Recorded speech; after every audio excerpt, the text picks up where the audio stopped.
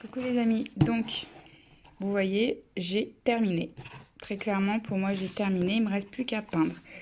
Je vous explique, ce sera un rangement pour les râles, tout simplement les grands rouges à lèvres qu'on a comme ça, qui sont toujours trop grands pour rentrer dans les rangements acryliques vendus dans le commerce, à croire qu'ils ne pensent pas. Alors ils sont très bien pour les Macs, mais ils sont pas très bien pour cela par exemple, vous voyez. Donc voilà pourquoi je voulais faire, et voilà pourquoi la raison pour laquelle j'ai utilisé un grand carton, c'est parce que à côté je vais mettre le rangement acrylique de rouge à lèvres pour rester dans le thème et en fait avoir toute cette partie qui est pour les râles. Voilà, donc je vais le peindre et je vais vous montrer ensuite le résultat final. Pour rappel, vous avez donc les photos avant, vous avez juste à prendre le nombre de séparateurs nécessaire, en sachant que moi sur cette longueur là j'en ai rentré 7, donc j'en avais besoin de 13 emplacements, donc j'ai fait 2 rangées. Vous pouvez faire plus de rangées, autant de rangées que nécessaire sur la longueur du carton, en sachant que vous avez juste à prendre les séparateurs là, faire à égale distance des encoches d'environ 1 mm d'épaisseur, d'écart. Et ensuite, prendre vos... attendez.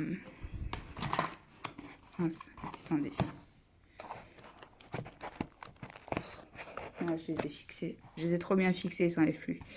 Donc, vos autres séparateurs que vous avez sur la photo juste avant que je commence à parler. Et pareil, une petite encoche pour que ce soit plus facile à emboîter.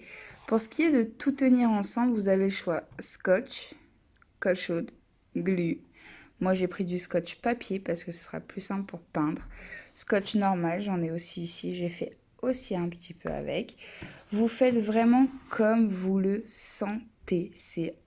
Voilà, vous ne voulez pas les faire dans ce sens-là, vous voulez faire dans ce sens-là, vous voulez... Faites comme vous le sentez. Moi, mon but, c'est juste de vous donner les idées.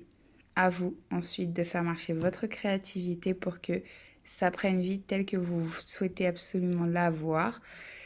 Et pour pas très cher, voilà, j'espère que ce format aussi vous a plu. Dites-moi si vous préférez vraiment étape par étape, je décris en vidéo tout ce qu'il y a à faire, mais ça fait une vidéo plus longue. Ou des vidéos comme ça où vous avez des photos des étapes. Et seulement une fois que j'ai fini, qu'il ne me reste plus qu'à peindre ou à décorer, je viens vous parler et ensuite je vous fais mon final habituel. Et voilà, dites-moi en commentaire ce que vous préférez. Moi, je vais aller peindre ça.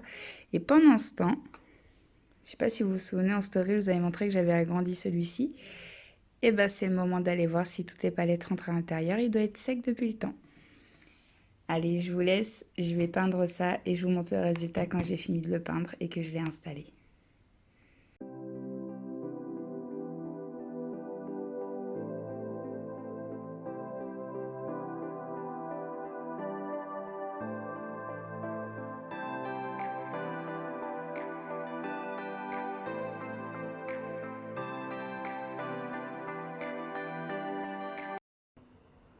Donc là, j'ai commencé la décoration. J'ai posé donc comme d'habitude, des stickers de henné.